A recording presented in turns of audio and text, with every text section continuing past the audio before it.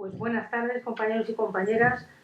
Ha pasado un mes que no nos hemos visto, pero aquí estamos otra vez. Muchas gracias por venir. El día está desapacible y se nota porque hoy hay menos asistencia de las habituales y el día tiene que ver. El día tiene que ver porque el tema que vamos a tratar hoy es apasionante. Bueno, hoy algunos compañeros, voy a ser muy breve en esta primera parte, hoy algunos compañeros queremos compartir con vosotros una noticia triste. Hace unos días murió el doctor Diego Reverte Cejudo. Alguno de vosotros lo conocéis, de vosotros y de vosotras lo conocéis. Diego era internista, fue jefe de servicio de medicina interna del Hospital General de Segovia hasta que se jubiló. Yo lo conocí ya jubilado, porque hay una diferencia de edad importante entre nosotros, y lo conocí ya jubilado, pero lo conocí como un activista en favor de la sanidad pública, un hombre entregado a la defensa de la sanidad pública, además con un perfil singular de hombre sabio, un hombre de una gran sabiduría. Hablo de Diego Reverte, José Luis, que ha llegado más tarde. Además, un hombre defensor de los principios y los valores republicanos, un hombre de una dulzura en el trato, de un respeto, de un saber estar verdaderamente. Tenía mucho de hombre del Renacimiento. Yo lo recuerdo con ternura y con mucha gratitud, porque yo sentía con él la gratitud de un alumno frente a un maestro. Me sentía segura con su sabiduría, con su saber hacer y su conocimiento. Y esa seguridad solo la da un buen maestro. También entre nosotros tengo buenos maestros en esta tertulia que también aportan sabiduría, conocimiento y seguridad.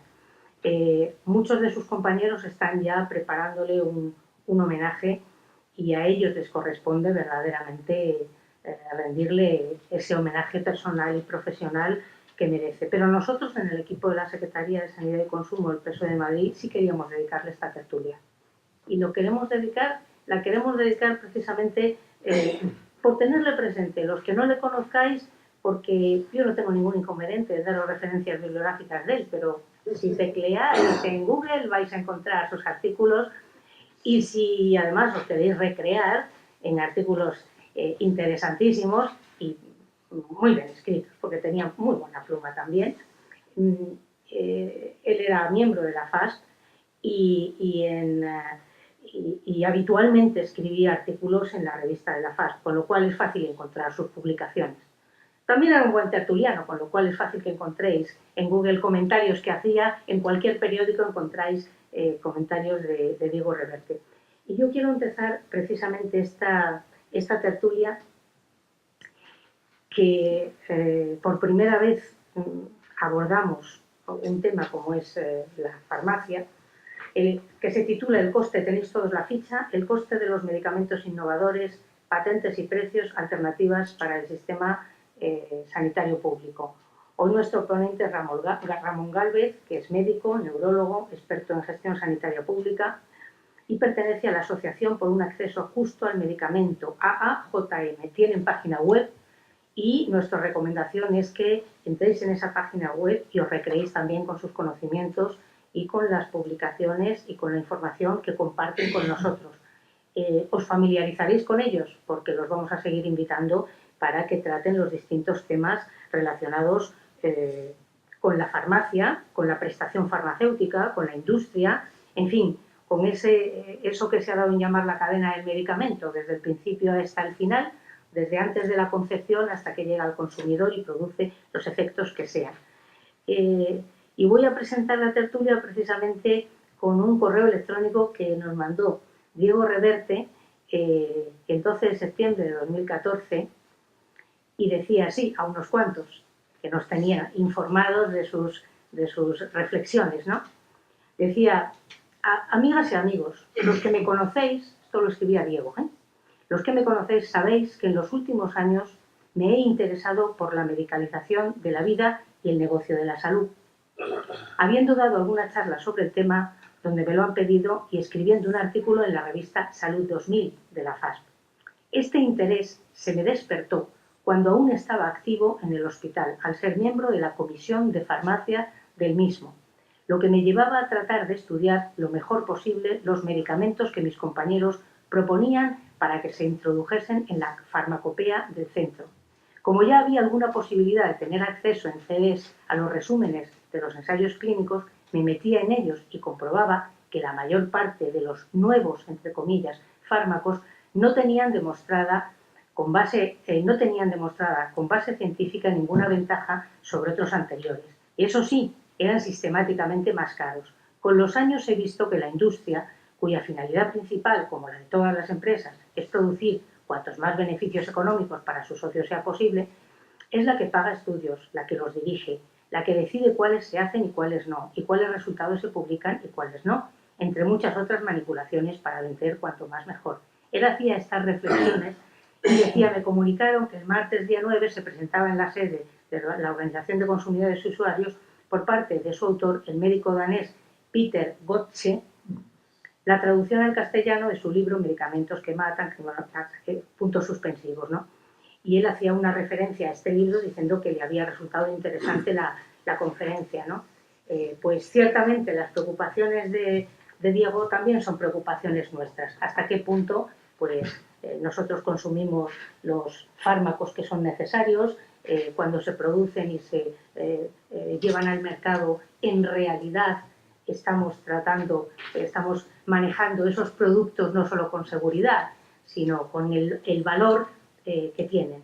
Y además, si el propio Sistema Nacional de Salud está soportando el coste que tiene que soportar, o verdaderamente podemos reconducir ciertas políticas en relación con la prestación farmacéutica para hacer más llevadero su coste sin, por supuesto, que pierdan valor.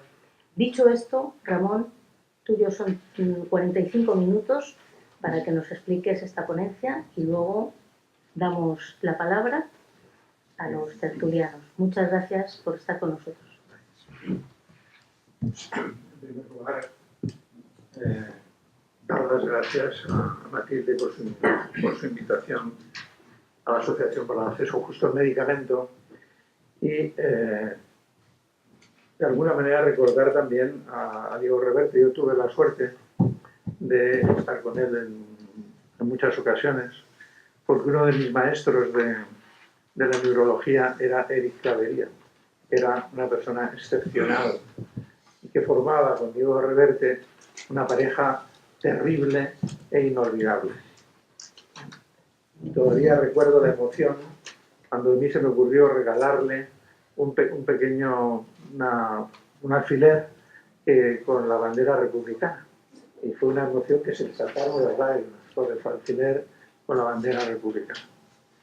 Bien, porque ser republicano es ser ciudadano. No olvidemos esto. El concepto de ciudadanía republicana tiene un valor extraordinario. Es que está por encima del concepto de ciudadanía normal, porque es la ciudadanía del que participa en el demos, en la democracia, como elemento fundamental. Pero bueno, no, si no me voy a ir por estos caminos, estoy perdido. Dicho esto, cuando Matilde me lo dijo, me sentí una tristeza grande, porque era de los combatientes imperturbables. Ocurra lo que ocurra, pase lo que me pase, yo seguiré combatiendo.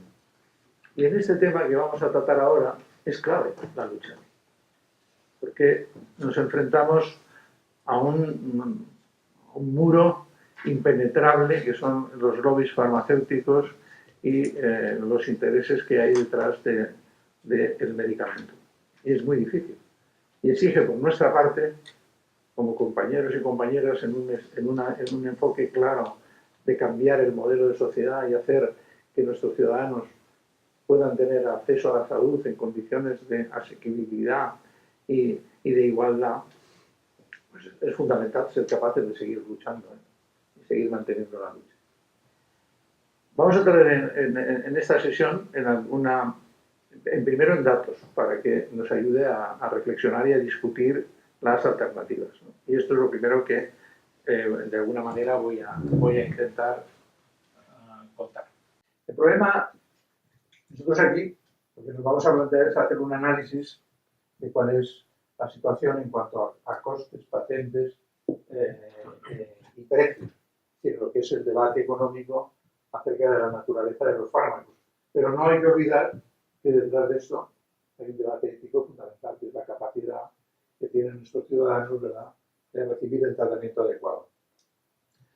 A lo largo de la charla, ¿qué vamos a hacer? Pues vamos a ir viendo cómo, desde el principio, cómo se lleva adelante la investigación, cómo se llega a que en un momento determinado haya una patente, qué tipo de características tienen las patentes, cuando expiran las patentes, cómo entran en el mercado los genéricos, cuáles son los costes de los medicamentos, de publicidad, de marketing, cuáles son los beneficios de la industria y qué costes tiene para los sistemas públicos de salud en el ámbito europeo.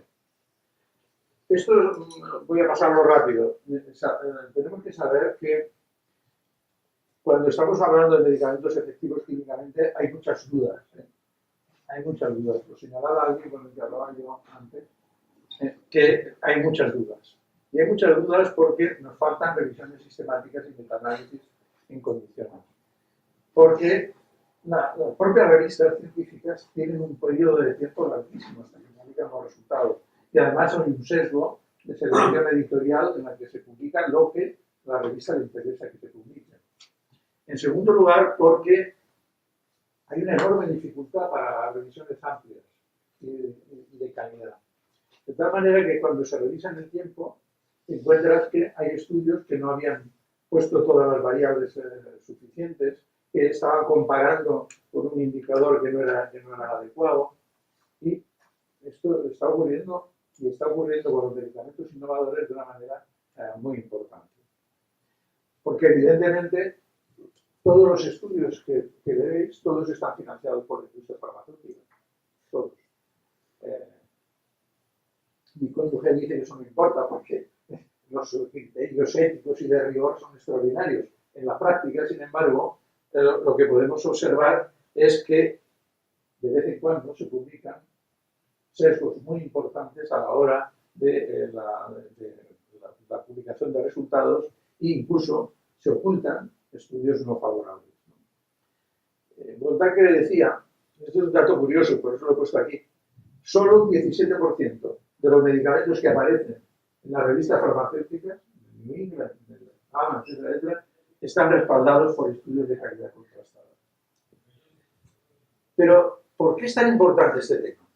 Pues es tan importante este tema porque el gasto hospitalario en farmacia ha pasado de 4.354 millones en 2011, ha pasado a 6.243 millones en la última evaluación, la más reciente. Es decir, hay un aumento espectacular. Incluso la proyección es a 2020 de 11.000 millones de gasto hospitalario farmacéutico. Aviso, con las medidas que quiere imponer la ministra de Sanidad con el tema de los fondos específicos, el Spinraza, etcétera, etcétera, puede incluso que esa cifra se dispare más. Y el gasto hospitalario en farmacia, ¿dónde va? Pues fijaros que va fundamentalmente a 15 fármacos. Un 60% son solo 15 fármacos relacionados con el cáncer, enfermedades autoinmunes, la hepatitis C y el VIH. Y dentro de estos, ¿cuál es el fundamental? Los anticuerpos monoclonales. Los anticuerpos monoclonales están experimentando desde hace 4 años un incremento anual alrededor de un 13%. ¿Vale? En la actualidad ya suponen casi 500 millones de euros en el 2015. Fijaros que el gasto en recetas ha conseguido, como ha disminuido, ha conseguido que el gasto farmacéutico total haya disminuido, pero no haya sido tan importante pese al incremento del gasto hospitalario en farmacia, porque el gasto en recetas, al disminuir en un 11%, ha determinado que el gasto total solamente se haya incrementado en un 4,35%. Esto simplemente para darnos cuenta un poco de qué estamos hablando y de con quién tenemos el consumo. El consumo de medicamentos, el 83% del consumo de medicamentos se hace en América del Norte, en Europa y en Japón. El 83%. África solo consume el 1%. Y la India, con 1.000 millones de habitantes, consume menos que Suiza, que tiene 7 millones. Porque esto está relacionado con la producción. La producción de medicamentos se hace en los países industrializados del norte. Más del 90% de la producción mundial y más del 97% de la investigación y desarrollo se hace en los países del norte. Esta concentración, ¿qué implica? Pues implica fundamentalmente que las líneas de trabajo de estas empresas va a ser conseguir mercados rentables. Por lo tanto, a la hora de producir medicamentos, ¿qué medicamentos se van a producir? Aquellos que se pueden pagar en los países desarrollados. Aquellos que consiguen elevados precios para los medicamentos. ¿Qué dicen las empresas farmacéuticas? Las denominadas empresas innovadoras. Curioso este término. Esto es un lenguaje, ¿verdad? A la hora de decir que yo hago nuevos medicamentos y pongo a precio de fábula, me llamo a mí mismo empresa innovadora y de esta manera amortiguo el impacto, ¿no? Pues realmente cuando dicen es que los costes de investigación son enormes, son tremendos. Es que la investigación es muy cara y además para obtener un producto hay que desechar 1.000 productos y esto es un desastre porque es un coste enorme. Bueno, realmente, según la patronal de la industria farmacéutica, se está gastando de un 16 a un 18%. Nada más. En otras estimaciones más favorables, un 20,8%. Pero realmente la propia patronal farmacéutica dice que a investigación se dedica solo un 16 a un 18%. En el global de todas las empresas farmacéuticas, un 12%. La siguiente cosa que dicen las empresas farmacéuticas es que los ensayos clínicos son muy caros. Los ensayos clínicos son muy caros y que por lo tanto una de sus propuestas es reducir los ensayos clínicos, hacer los ensayos clínicos acelerados con 60 pacientes, sacar conclusiones, etcétera, etcétera, ¿no? Porque los ensayos clínicos son muy caros. La siguiente argumentación es la revolución en la biología molecular. Bueno, dicen esto, que señores, fabricar el espinraza es un oligonucleótido. Pues esto es muy caro. No. Es uno de esos argumentos fundamentales, ¿no? O el tema de los biosimilares en biotecnología, o lo difícil que es para una compañía conseguir un blockbuster de estos, que es un medicamento de alto rendimiento que les da dinero. Entonces dicen, mire, es que nosotros tenemos precios altos porque esto es lo que ocurre. Pero el mercado farmacéutico ha cambiado y durante estos años lo que se ha producido es un cambio en la morfología de las empresas farmacéuticas. De tal manera que hay un proceso continuo de fusiones y adquisiciones y de concentración de empresas. Teóricamente esto va en contra del monopolio y les frenan a la hora de intentar llevar adelante esta política. Pero curiosamente hay una concentración muy llamativa en submercados terapéuticos específicos en los que se concentran de una manera activa. Que hasta ahora nosotros estábamos preocupados relativamente. ¿Por qué? Porque, hombre, estaba el precio de los medicamentos de las denominadas enfermedades huérfanas, ¿no? Ahora he visto que ha surgido una nueva terminología. Ahora nos llaman enfermedades ultra raras. Es lo que decía el otro día la señora ministra y tal, enfermedad ultra rara. Bueno, entonces, veis, eran estos medicamentos, el Soliris, para la hemoglobina paroxística nocturna, el síndrome de Hunter o la angioedema, que como veis están alrededor de los $400.000 por paciente. El más reciente es el Spinraza, el Nusinersen. El Nusinersen es un medicamento para la atrofia muscular espinal. Las neuronas del asta anterior les falta una proteína protectora que hace que el axón se mantenga en condiciones. Y entonces resulta que los pacientes no son capaces, los niños, de mantener la cabeza, de sostenerse, etcétera, etcétera. Entonces, este es el primer medicamento que se ha puesto encima de la mesa porque hasta ahora no había ninguno. Los resultados son débiles. no cura. Esto no es la hepatitis C y los antivirales de acción directa. Aquí no hay, no se suprime al virus como en ese caso, sino que aquí lo único que se hace es mejorar discretamente y el paciente fallece inevitablemente en el curso de la evolución, probablemente un poco más tardíamente. La ministra anuncia un éxito, y es que va a hacer un fondo específico, ¿no?, para el tratamiento de este tipo de pacientes, de un tratamiento que cuesta 400.000 euros el primer año y en los años sucesivos bajará un poco, pero más o menos. Entonces, aquí claro, uno se pregunta, un fondo específico en el que no se explican las características, parece que el señor secretario de Estado va al Senado a explicar las características de este fondo, pero no explica para nada cómo lo van a hacer. Solamente ya os digo que a la PAC ya le han llamado para decir que que le han encargado los pacientes que le correspondan de explicar.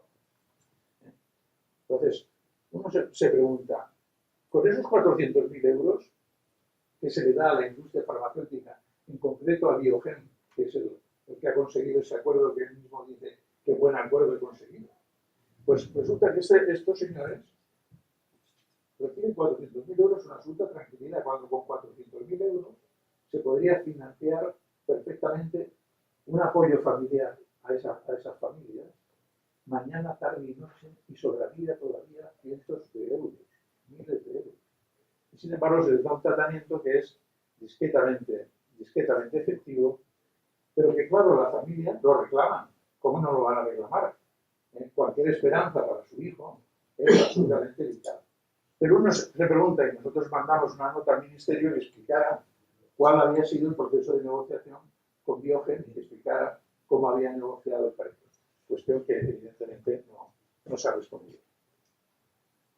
Pero la industria farmacéutica actúa de maneras también, no solo con los innovadores, sino con otro tipo de medicamentos. Por ejemplo, es muy habitual que una empresa deja de fabricar un medicamento, desaparece, hay otra empresa que compra ese medicamento y le sube exponencialmente el precio. Es el caso del Daraprim, que se utilizaba en la toxoplasmosis en pacientes con VIH, y que el cambio de empresa determina que la píldora pase de $13,50 a $750. Esto motivó que la señora Clinton hiciera un comentario diciendo que era absolutamente inaceptable y que era un ultraje y un desastre. El tema del sofosbuvir lo saltaremos porque lo sabéis perfectamente lo que ha pasado. Pero sí señalar, por ejemplo, como en el Reino Unido hay un artículo de Silverman, se retrasó el tratamiento de los pacientes. Y se retrasó por el precio del medicamento. Y esto tuvo consecuencias para los pacientes. El NICE retrasó la aprobación del sofosbuvir y posteriormente incluso bloqueó el Harvoni y otras actividades de acción directa. Cuando estábamos en esta reflexión, el caso Sovaldi nos dio una lección. La lección era que aquí lo que había era un desequilibrio entre la necesidad de salud de los pacientes, el interés de la sociedad y, por otro lado, el interés de las empresas farmacéuticas, sus accionistas y sus ejecutivos por obtener el mayor beneficio en el menor tiempo posible. Este es el dilema. Esta es la confrontación que ahora veremos se ha producido en otros campos. En el campo de los medicamentos oncológicos. El campo de los medicamentos oncológicos superan la media de $120.000 al año. $120.000, 6.000 a 12.000 al mes. ¿Esto qué implica? Pues implica que el oncólogo, cuando hace el esquema de tratamiento, al mismo tiempo le da una guía de financiera para que se pueda financiar la medicación. ¿Vale? Porque si no, esto es imposible. Incluso comentábamos con Fernando como el atrevimiento, ¿verdad? Uno de los... no estamos hablando de gente muy importante, decía, oiga, es que es lógico que esto cueste dinero. Cuando usted tiene una casa y va a comprar una casa, no aspira a que le bajen el precio, sino que usted lo que hace es contrato de hipoteca.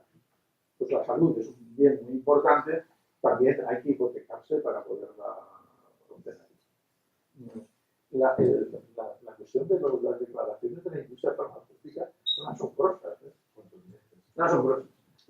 De tal manera que la situación llega a un extremo que evidentemente los oncólogos americanos se movilizan y dicen, no, esto no puede ser, hay que tomar alguna decisión. Y firman una carta, y Kantarjan, que es un nombre que nosotros hemos planteado ahí en el librito que hicimos, pues es uno de los que hace una carta pública al Congreso explicando que sus pacientes no podían acceder a los tratamientos por causa de los elevados precios. Andrew Hill, el año 2016, hizo una investigación sobre el imatinib, que es un medicamento que se utiliza para la leucemia mieloide crónica. ¿Y qué pudo observar? Bueno, pues que el coste de fabricación estaba entre 128 y 216 dólares, que el precio de venta era 108.000 dólares, que el coste de un tratamiento año era de 146.000 dólares y que en la India se fabricaba como genérico a 802.000 dólares. Y curiosamente, los ensayos clínicos que se habían realizado para este medicamento habían costado menos de 100 millones de dólares.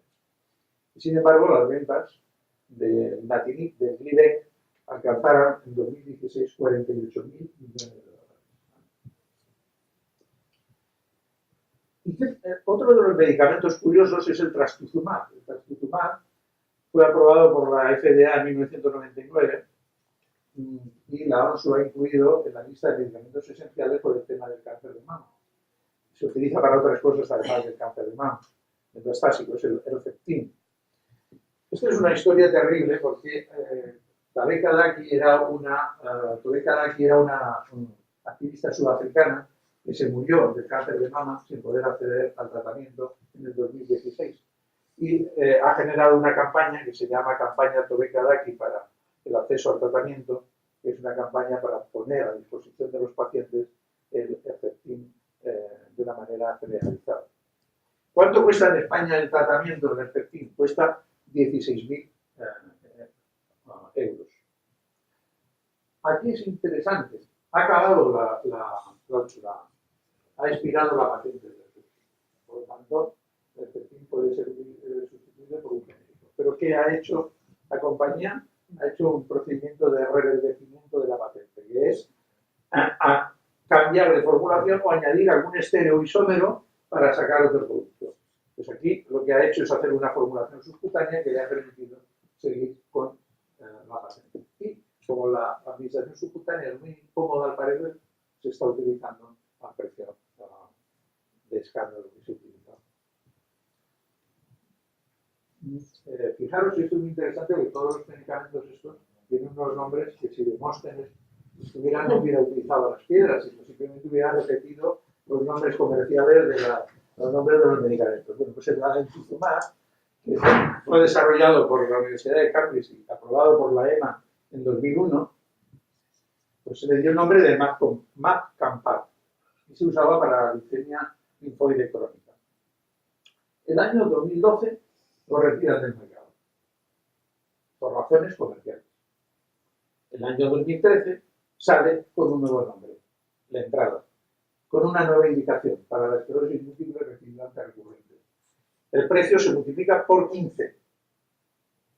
Y ese mismo Mapcampar, ahora la entrada, ahora vale 58.000 euros. 54.000 euros más de lo que valía la presentación del Mapcampar. Y este es el caso Princes, el de Bevacizumab. El de Bevacizumab es el Avastin versus Lucentis, que es el Avastin es un medicamento, el 60% del negocio de Novartis. Se aprobó en el año 2005 para el cáncer colorectal y luego para otra serie de indicaciones.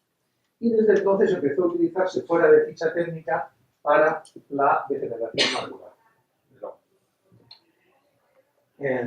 Avastin tiene 61.000 millones de euros de ventas. Bueno, pues en 2007 la EMA aprobó el ranibizumab. El ranibizumab, que es el Lucentis, es un fragmento del bevacizumab. Un fragmento sin más, con la misma. Sin embargo, el precio del Lucentis se multiplica por 40. Por 40. Y, curiosamente, además, los resultados de Avastin son mejores que con Lucentis. Es decir, que en el estudio clínico ni siquiera tienen esa apoyatura. He de deciros que ya en aquella época, que nosotros estábamos en Castilla-La Mancha, nos impusimos y utilizamos el Avastin incluso con la amenaza de ser fusilados por la Iglesia Romana. A día de hoy, hace una semana o dos, ha salido una sentencia de un tribunal italiano que por este caso ha fallado en contra, acusándole fundamentalmente de abuso de poder de posición dominante. He de deciros que en España todavía se está utilizando el Lucentis. La mayoría de los servicios de oftalmología utilizan Avastin, pero todavía hay servicios que utilizan Lucentis. ¿Por qué? Pues los oftalmólogos lo dicen muy sencillo, porque si no, no les financian la posibilidad de ir a congresos. Porque, claro, que no me recetas ¿utilizas el Avastin? No, entonces no te financian. Estas son las terapias CAR-T. Terapias CAR-T que se basan en la modificación de los linfocitos T del propio enfermo y se introducen unos receptores de antígenos quiméricos. Han salido dos. El primero que salió fue el Kimbria, que se utiliza fundamentalmente en la leucemia linfática aguda en niños y jóvenes menores de 25 años. El precio, $475.000 por tratamiento. He de deciros que es una rebaja porque el medicamento, la casa comercial pensaba sacarlo por $750.000.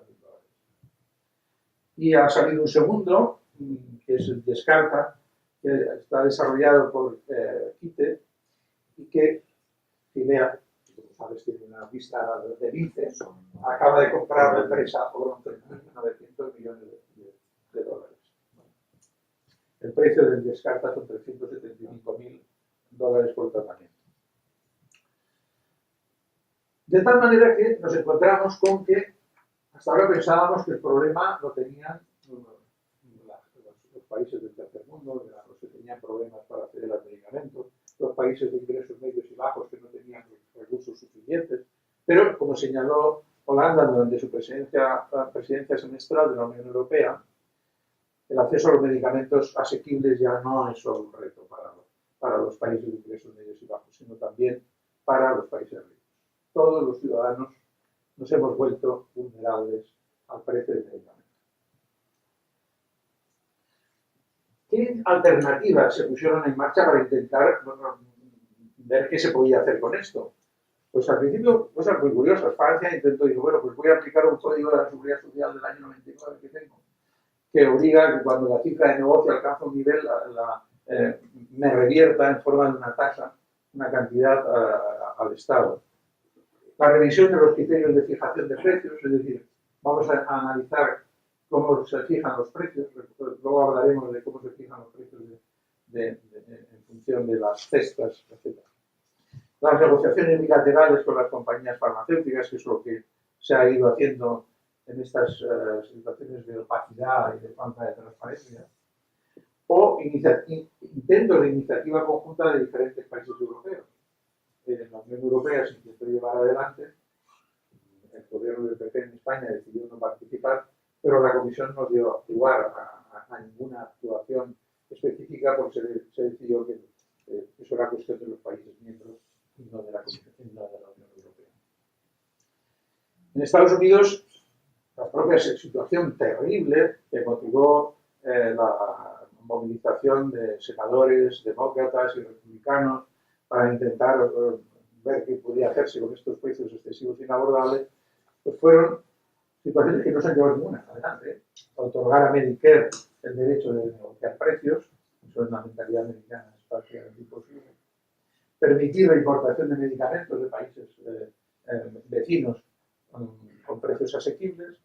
Establecer precios de referencia, también inaceptable la mentalidad americana de que el laboratorio puede poner el precio que quiera. O desarrollar esquemas de precios basados en el valor terapéutico, que luego hablaremos de esto. La pregunta que nos tenemos que hacer es ¿por qué los medicamentos son caros?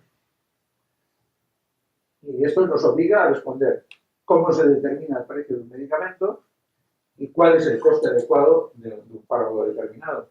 ¿Cuáles son los costes reales de la I+D? ¿Y cuáles son los costes reales de la producción de medicamentos? Pero también nos obliga a reflexionar sobre cómo se estructura la innovación farmacéutica. ¿A qué necesidades de salud responde? Por ejemplo, ¿responde a la necesidad de buscar antibióticos para la resistencia o no? ¿No? O al colesterol, que es el pasta que nos puede dar el dinero. ¿O qué modelos alternativos pueden desarrollarse para financiar la I+D? O bien, ¿qué modificaciones es necesario realizar en el actual modelo de patentes? Este es el modelo de patentes. Como veis, en España empezamos en el año 86 con la ley y en el año 92 con la aplicación, es decir, muy tardíamente. Los servicios de ya estábamos nosotros, éramos adjuntos y todavía no se había aplicado la ley de patentes. Es decir, que la ley de patentes es relativamente reciente, ¿no? El ACPIC, que es el Acuerdo para la Protección, Derecho de Protección de la Propiedad Intelectual, se hizo a través de la Ronda Uruguay y es del año 1994. En el año 95, la Unión Europea y Japón se adhieren al ACPIC. El ACPIC es simplemente un acuerdo que regula entre países las patentes y que establece los 20 años de duración de la patente y una serie de normas que realmente lo que beneficia fundamentalmente es a las grandes empresas transnacionales. Pero además, el ACPIC ha sido reforzado con lo que se llaman las cláusulas de refuerzo ACPIC Plus. Estos se han hecho fundamentalmente a través de los tratados de libre comercio, estos que hemos ido firmando, que se firman directamente entre Estados Unidos y los países, y también el Tratado del Pacífico, el TTIP, etcétera, etcétera, que incluyen cláusulas de refuerzo.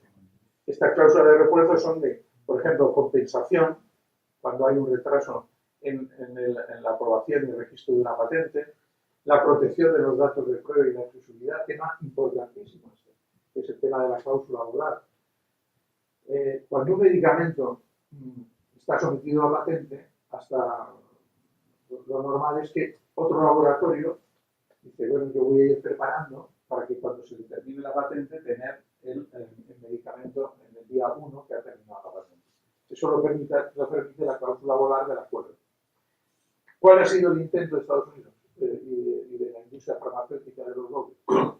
Prolongar el periodo de exclusividad, de tal manera, y no dar los datos de prueba, para que el laboratorio que quiere fabricar el genérico no pueda darlo, porque carece de los datos de prueba. Fijaros que esto motivó que ya hubiera una reunión en Doha para ver qué estaba pasando. Y en esta reunión lo que se hizo fue reconocer el derecho que los países tenían de proteger la salud de sus ciudadanos, ¿no? Y entonces, dicen, no, es que la declaración permite la aplicación de la cláusula volar, permite las importaciones paralelas, permite que la fecha de agotamiento de la patente sea la que le convenga. Porque claro, se introduce en un país, pero se ha introducido en otro 2 años antes. El vencimiento de la patente, ¿cuándo es? ¿Aquí o aquí? Pues donde tiene que entenderse, ¿no?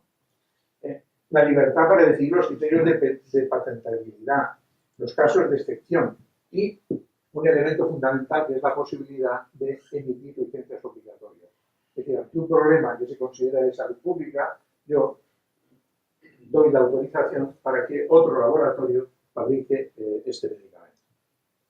El uso de la licencia obligatoria, que como veis se ha hecho fundamentalmente inicialmente en VIH y SIDA, pues Sudáfrica con las inmensas luchas sociales que se encadenaron, pero luego ha habido en cáncer, por ejemplo, el Sorafenib, fue el primero que en la India en el año 2012, el primer medicamento oncológico sobre el que se aplicó una licencia obligatoria, sobre enfermedades cardiovasculares, etc. La licencia obligatoria es un instrumento muy importante desde el punto de vista de presión. ¿Por qué? Porque obliga a la negociación al laboratorio. Por ejemplo, Gilead, cuando se vio amenazado en la India, pues llegó a un acuerdo con 11 compañías para darles una licencia voluntaria con un precio menor del fármaco. ¿Cuál es la barrera de acceso a los medicamentos? La barrera de acceso es el precio. Ese es el fundamental. Y el precio que ponen los fabricantes sabemos que no se justifica por el cálculo de costes. En un instrumento ideal uno debería pensar, ¿verdad?, que bueno, esto es muy sencillo. Sabemos los costes de investigación, de producción, de distribución y marketing, etcétera, etcétera. Todo esto lo sumamos, ponemos un beneficio razonable y ya está, y determinamos el precio, ¿no? Esto sería el esquema. Sin embargo, no es así. No es así porque el precio se fija por un cálculo especulativo. Se trata de cuánto pueden pagar los pacientes, las aseguradoras, en el caso de Estados Unidos, o los sistemas públicos de salud. ¿Vale? Por lo tanto, la fijación de un fármaco, del precio de un fármaco, viene determinada por el sistema de monopolio que las patentes adjudican y que determina que cualquiera pueda poner el precio que quiera, en función de criterios especulativos y, desde luego, faltos de transparencia. El beneficio está ante todo y, por lo tanto, hay que dar beneficio a los accionistas, a los inversores y, sobre todo, a los ejecutivos que son responsables del desarrollo de estos fármacos en el plazo más corto de tiempo posible. Por lo tanto, el precio de partida de un fármaco lo pone Estados Unidos. Estados Unidos, donde puedes poner el precio que quieras, es el que pone el precio. ¿Vale? A partir de ahí, se extiende en todo el mundo. ¿Vale? Se hace a través de un procedimiento con pequeñas modificaciones y luego en Europa, en España se mira con los países que tienen similar comportamiento, coge ese escenario y fija un precio. Como el precio que se ha puesto es el precio máximo, pues evidentemente las reducciones son muy pequeñas. ¿Cuánto cuesta realmente la investigación? ¿Cuánto cuesta realmente el desarrollo de un fármaco? El centro TUPS, que es un centro dedicado al estudio del desarrollo de medicamentos, financiado por la industria farmacéutica, estableció en un estudio que más o menos el coste de desarrollo de un nuevo fármaco estaba en los 2.600 millones de dólares. ¿Vale? Entonces, el centro TUPS, esto fue utilizado como, veis, es que esto es muy caro porque fíjate lo que cuesta. Sin embargo, un artículo publicado en el New England en el año 2015 hizo una crítica feroz del informe del centro TUPS, señalando que del total, 1.200 millones eran atribuibles al coste del capital social y realmente no correspondían a la realidad. Y Goldacre, otro autor, estimó en 800 millones de dólares aproximadamente el lanzamiento de un nuevo medicamento. Pero estos dos autores recientemente, fijaros, en el año 2017, Prasad y Mailan Cody, han publicado un estudio exhaustivo sobre 5 drogas y 10 compañías farmacéuticas y aquí han determinado que el coste de desarrollo e investigación de un fármaco se sitúa en 648 millones de dólares. En esa horquilla entre 157 y 1950. El coste medio, si divides además el coste de oportunidad a un 7% del capital, se sitúa en 753,4 millones. Muy parecido al estudio de Goldacre, 750 a 800 millones. Todos estos estudios nos permiten afirmar que no hay una correlación entre el precio del medicamento y el gasto invertido en tecnología. Y desde luego, no más que entre el precio del medicamento y el coste de fabricación. Sin embargo, la industria hace unos argumentos absolutamente sorprendentes. Fijaros las cosas que dicen. Dice, esto lo dicen esta entidad donde, porque ahora la industria farmacéutica no solo financia a los médicos, financia a los economistas, para que hagan informes en este sentido. Entonces, dice, tenemos que asegurar el acceso a futuras innovaciones y eso requiere un cierto reconocimiento de que si alguien desarrolla un medicamento va a cobrar mucho por él. O cualquier control gubernamental sobre los precios de los medicamentos podría cortar la vida en 2 años al desalentar el desarrollo de nuevos fármacos. Estamos hablando de los responsables de la industria farmacéutica. O los precios basados en el coste no sirven para estimular innovaciones revolucionarias. O esto es maravilloso. Este es nada menos que el responsable con sede en Ginebra, de toda la farmacia europea, que dice, hombre, la transparencia esto de que pidan ustedes transparencia es una barbaridad. Y es una barbaridad porque si la señora Merkel sabe lo que estamos pagando, lo que estamos cobrando por el medicamento en Portugal, etcétera, no va a querer pagar. Y todo esto, ¿qué va a ocurrir? Entonces, la transparencia va a ser un factor de insolidaridad. Absolutamente asombroso. Aquí está absolutamente asombrado. Sí. Pues, este es el más responsable. ¿Qué estrategias ha tenido la industria farmacéutica durante la Big Pharma durante estos años? Pues por un lado ha sido bloquear la industria de genéricos, reforzando los derechos de propiedad intelectual, sobre todo la exclusividad de datos, la presión sobre los países que ejercen, que otorgan licencias obligatorias, etc. Recordar que Estados Unidos tiene una sección 301, donde aquellos países que vulneran los acuerdos son castigados de una manera notable. El siguiente es la discriminación de precios. Las empresas aplican precios diferentes según los países, pero en un estudio que hizo la OMS se demuestra que no sirve para nada, porque en cualquier país, incluso con menor precio, suele ser 4 o 5 veces el ingreso per cápita anual de ese país, ¿no? Otra estrategia, esta es magnífica, la hizo Novartis con el Glivec. El Glivec se había acabado ya la patente. Entonces se puso en contacto con la empresa de genéricos que iba a fabricar y llegó a un acuerdo.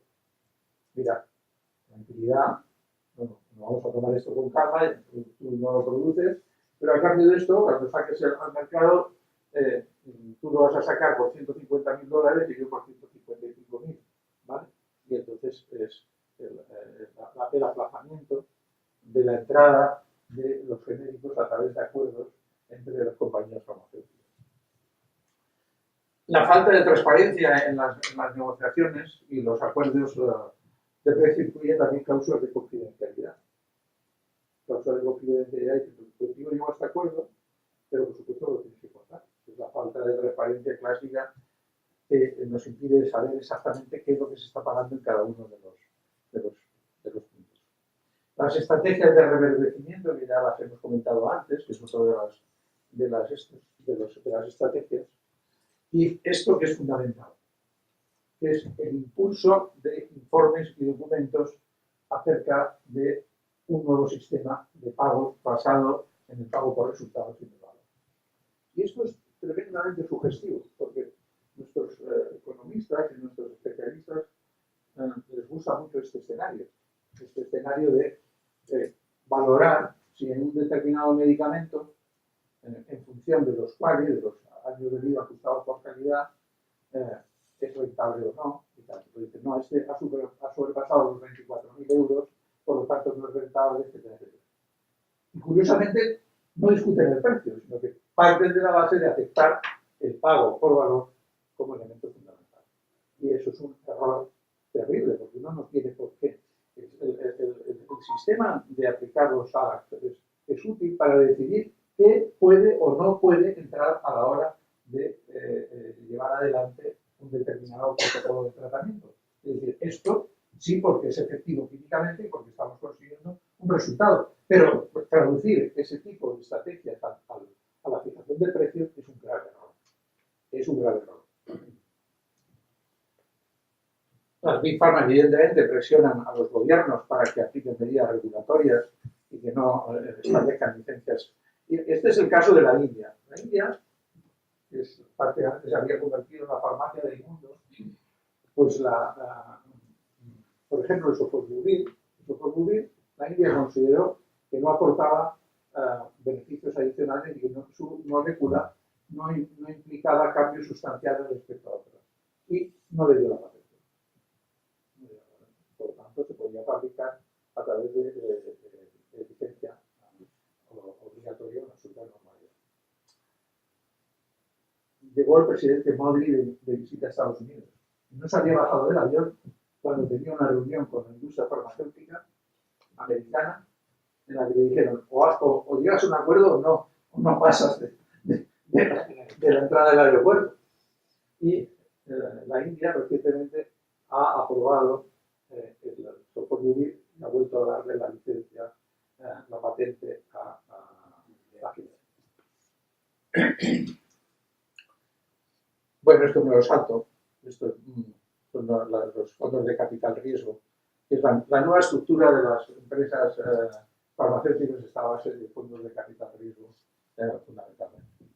Este detalle, por ejemplo, la Comisión de Valores de Estados Unidos nos ha permitido conocer que Farmacet se gastó 315 millones de dólares durante los 12 años que duró su investigación, incluyendo las ayudas gubernamentales. Gilead lo compró por 11.000 millones en 2011. Fijaros que en la actualidad, estas grandes empresas farmacéuticas que dicen que investigan, no es verdad, no investigan. El 70% lo hacen a través de pequeñas empresas que son las que han desarrollado el medicamento y que a continuación se las zampa las grandes empresas de una manera decisiva. Todo esto que ha provocado, pues un malestar ciudadano verdaderamente notable, que es prácticamente, las noticias son casi diarias en la prensa americana, diarias, ¿no? Un 87% de los ciudadanos estaba preocupado por el pago de medicamentos y los de más de 65 años el 90%. Y un 77% consideraba que los beneficios de la industria farmacéutica eran justos. Un personaje como el señor Trump, que en la etapa esta preelectoral acusaba de asesinos, de comportamiento asesino a la industria farmacéutica. La señora Clinton también, aunque ambos estaban financiados por los lobbies farmacéuticos en su campaña electoral. Y en el Reino Unido ha habido una campaña muy notable sobre el modelo, y una cosa que nos ha sorprendido es esta organización que intenta en Estados Unidos movilizar y organizar movimientos basados en la fe para conseguir medicamentos a precios razonables. Y que está relacionado con la última noticia que habréis visto de que hospitales católicos sin ánimo de lucro, ante los precios elevados, intentan llevar adelante el desarrollo de una industria de genéricos propia. Bueno, ¿qué alternativas hay? ¿Qué propuestas hay con respecto a este tema? La Alianza Europea para una Investigación y Desarrollo Responsable y Medicamentos Asequibles, lo que plantea fundamentalmente es que el nuevo modelo tiene que estar orientado a las necesidades de salud y que debe ser capaz de proporcionar medicamentos accesibles y a precios asequibles. ¿Y cómo propone? Pues propone dos fases. Una primera, se trataría de garantizar precios accesibles utilizando las normas de propiedad intelectual, es decir, modificando la normativa actual de patentes. En segundo lugar, exigir que realmente haya un avance terapéutico antes de la autorización de un nuevo medicamento, pero sensible y comprobable. Y en tercer lugar, en esta primera fase, que se pongan en marcha mecanismos de transparencia. ¿Por qué? Porque uno de los graves problemas es que no conseguimos saber, es muy dificultoso. Ahora en la campaña esta de No es Sano, hay un grupo de gente que está trabajando muy bien, pero lo que intenta es la trazabilidad, es decir, identificar para en cada momento cuál ha sido la financiación pública. La financiación pública está entre el 54%, 55% y el 85% de financiación pública directa en este caso. Entonces se trata de mecanismos de transparencia que nos permitan conocer realmente quién ha financiado el desarrollo de la investigación y por lo tanto que nos permita tener una correlación con los... La segunda fase que propone la Alianza Europea es establecer métodos de disociación, de desvinculación de la IVA del precio de los medicamentos. Es decir, lo que se trata es de que la investigación y desarrollo se haga fundamentalmente con financiación pública. Fundamentalmente financiación pública es lo que propone la Alianza Europea, y que la producción de los medicamentos se haga a nivel privado como corresponda, pero evitando de esta manera la argumentación de que la investigación es cara. El Grupo Génesis en España, que forma parte de uno de los autores nuestros del libro, pues lo que hizo también una reflexión, y pongo aquí algunas de sus conclusiones, es: no basta con fijar un techo de gasto, esto no es suficiente, los medicamentos de alto impacto económico deben bajar el precio a niveles asequibles, y en el proceso de fijación del precio es necesario conocer los costes de investigación y producción y un beneficio razonable. La iniciativa de medicamentos para enfermedades olvidadas también propone desvincular los gastos de la I+D de los precios de los nuevos productos y, de nuevo, como el anterior, basar el desarrollo de nuevos medicamentos en necesidades de la salud. La comisión Lancet de la revista montó una comisión para estudiar la situación de los altos precios de la industria farmacéutica. Entonces, ¿cuáles eran algunas de sus conclusiones? Pues primero, que los gobiernos deben promover la transparencia, saber exactamente de qué estamos hablando cuando se habla de los costes de investigación y los costes de producción.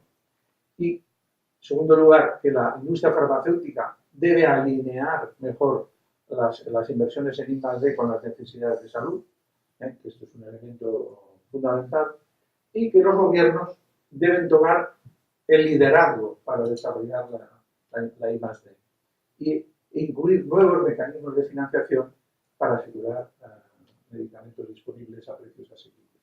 Veréis que la mayor parte de las propuestas reproducen este tipo de discurso.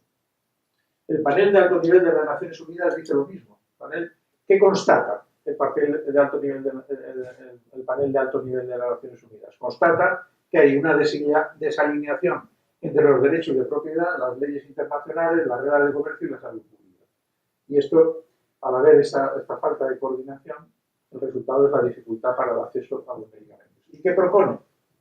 Pues propone estimular el desarrollo de una variedad de modelos para financiar la innovación que no estén basados en la exclusividad del mercado. Y que estos nuevos modelos deben basarse en el principio de separación de financiación de la I+D y del precio del medicamento. De nuevo, el mismo discurso.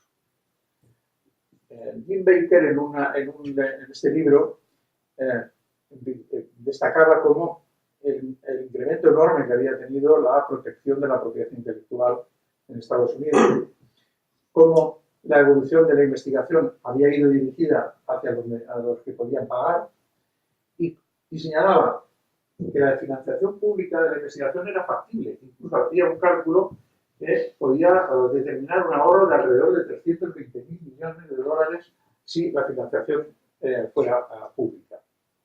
¿Qué proponía Jim Baker?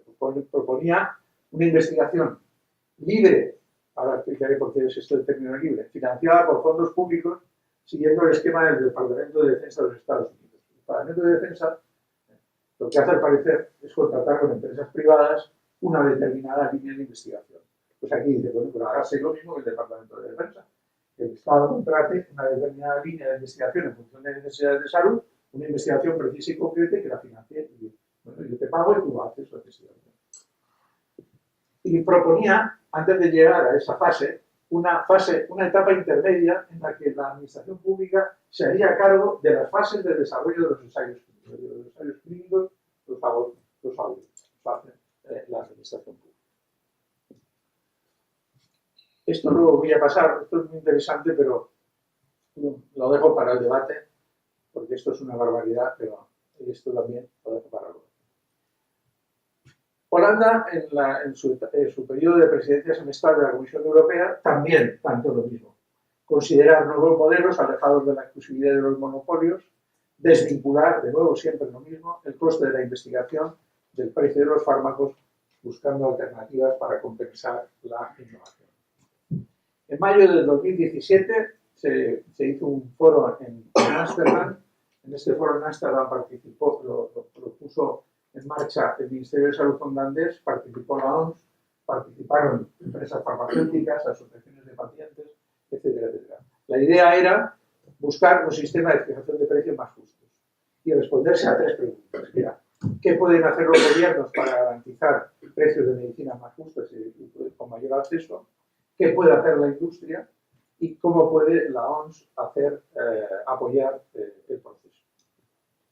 Dentro de las recomendaciones, fijaros que primero la reflexionar, ¿qué era un precio justo? ¿Qué es un precio justo? La primera pregunta que tenían que responderse. La relación entre valor y precio, que era uno de los elementos tremendos de debate. ¿Qué es? ¿Tenemos que pagar por valor o por precio? ¿Cuál es la alternativa?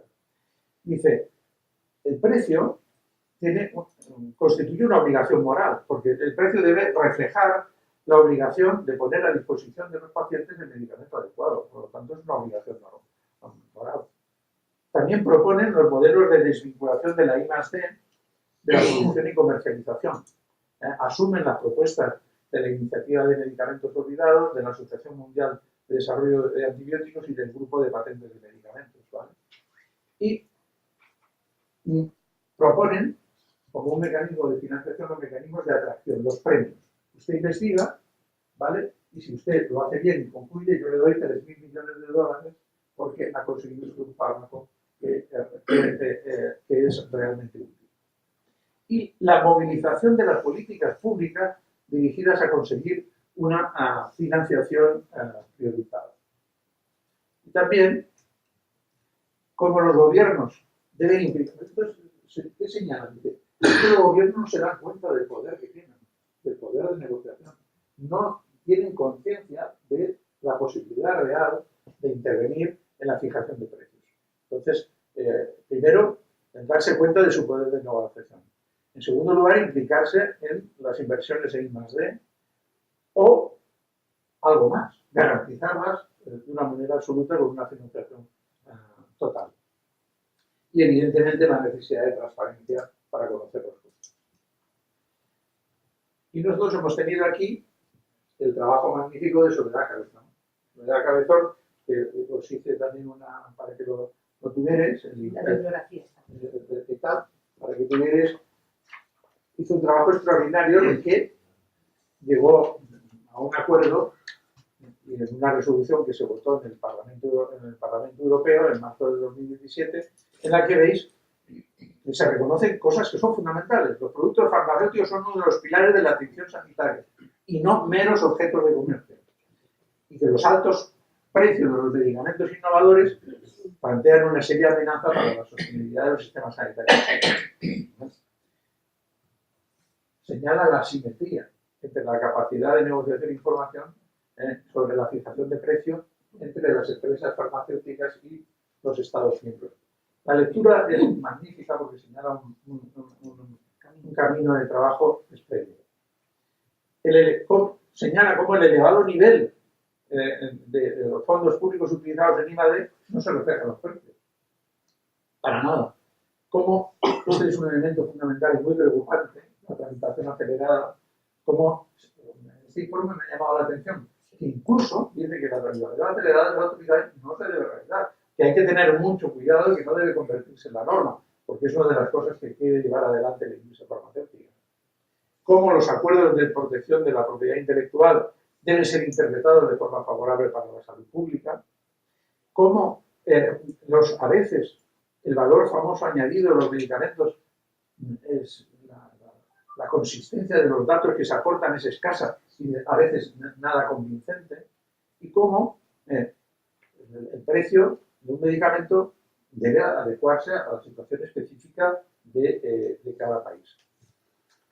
Y el último documento que acaba de salir es la conclusión del panel de expertos de la Unión Europea, en el que participaba Fernando, que hace que también es un documento de consenso, y por lo tanto con sus limitaciones, pero que señala elementos fundamentales: mayor transparencia de precios y costes, la necesidad de buscar caminos diferentes al de las patentes y la exclusividad del mercado, la necesidad de desarrollar procedimientos metodológicos para determinar el valor social de los productos farmacéuticos, la necesidad de disponer de una evaluación del poder de mercado en cada negociación, evolucionar.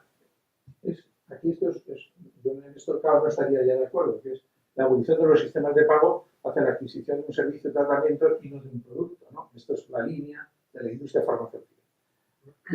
Explorar los sistemas de pago no lineales, agrupación, acuerdos de precio por volumen, diferencias entre indicaciones y zonas geográficas, etc. Y crear una plataforma de diálogo. La realidad es la siguiente. He utilizado esta foto de Jaime Vera, frenólogo, que era la anterior a como nos dominábamos antes los neurólogos, frenólogos, y que fue un hombre fundamental, porque fue el primer informe para la Comisión de Reformas Sociales, pues el informe con metodología marxista, introduciendo el materialismo histórico, y hizo el primer informe. Entonces este hombre, yo estoy seguro que sería capaz de entender que estamos en un punto en el que es necesario actuar, y podemos actuar. ¿Cómo? Podemos actuar a través de modificar la ley de patentes e introducir criterios que defiendan los intereses de los pacientes y de los ciudadanos. Introducir normas de regulación mucho más específicas. De conocer que la administración tiene poder para negociar y que puede ejercerlo y no tiene por qué rendirse a los lobbies farmacéuticos y a su tremendo poder. Que podemos ir hacia modelos diferentes en el que la financiación de la investigación tenga un carácter público y que de esta manera se pueda, lo que es muy importante, investigar y desarrollar medicamentos que realmente sean útiles para los ciudadanos. En este momento, como os decía antes, los antibióticos, hay un serio problema con el tema de la resistencia, pero nadie investiga en ese terreno, porque es mucho más fácil y mucho más rentable diseñar un nuevo antibiótico esterilizante con un esterilizador del anterior y un precio mucho más elevado. Las empresas farmacéuticas se están dedicando al campo de las enfermedades raras. ¿Vale? El campo de las enfermedades raras es extraordinario. ¿Por qué? Porque entran y les permite luego ampliar las indicaciones. Al principio, además, tienen ventajas fiscales. Ventajas fiscales porque están en el, y luego amplían las indicaciones. Es lo que habéis visto con el alemtuzumab, por ejemplo, con el taquizumab, la historia es exactamente igual. Es decir, la mayor parte de estos medicamentos son medicamentos que entran de alto coste, que luego amplían sus indicaciones y que de esa manera se obtienen unos volúmenes de negocio verdaderamente notables. ¿Cuál es, por lo tanto, nuestro mensaje de la asociación? Que hay que seguir luchando, que hay que seguir luchando. Que ni un paso atrás, porque todo lo que hagamos de conocimiento, con los profesionales médicos, son nuestros aliados, con los ciudadanos, es clave para conseguir que el sistema sanitario no quiebre. Porque el grave problema de todo esto es que ahora la señora ministra anuncia el fondo de 200 millones de euros. Eso quiebra el sistema sanitario, lo fragmenta por dentro, porque empieza a crear, no os he sacado la diapositiva del National Health Service de Inglaterra, que es terrible con la creación del fondo específico para el cáncer, que se hizo con unos resultados desastrosos. Eso es terrible y genera un auténtico problema, porque el sistema sanitario debe priorizar en función de sus propias necesidades para dar respuesta a los pacientes y sus enfermedades. Y no se puede fragmentar, no se puede... Bueno, ya no hablo más.